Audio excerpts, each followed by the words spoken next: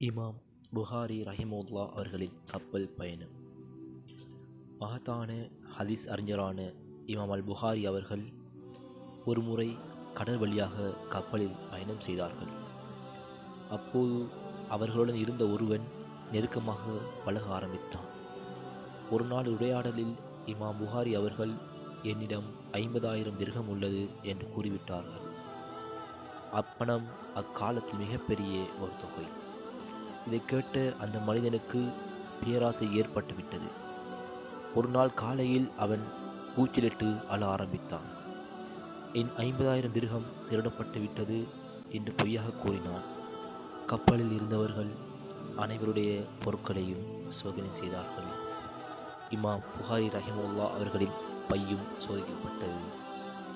ஆனால் அவர்களிடம் ஒரு திர்ஹம் கூட கிடைக்கவில்லை. பின்னர் அந்த மனிதன் தனியாக வந்து கேட்டான், உங்களிடம் இருந்த 50,000 திர்ஹம் எங்கே? அதற்கு இமாம் புகாரி அவர்கள், நான் அதை கடலில் தூக்கி எறிந்துவிட்டேன். அதிர்ச்சி அடைந்த அவனிடம் அவர்கள் கூறினார்கள், எனக்கு 2 செல்வம் இருக்கிறது, பணம் மற்றும் என் நற்பெயர். பணம் போனால் பரவாயில்லை, ஆனால் மக்கள் என்னை திருடன் என்று சந்தேகித்தால் என் ஹதீஸ் அறிவின் மீது நம்பிக்கை குறைந்துவிடும்.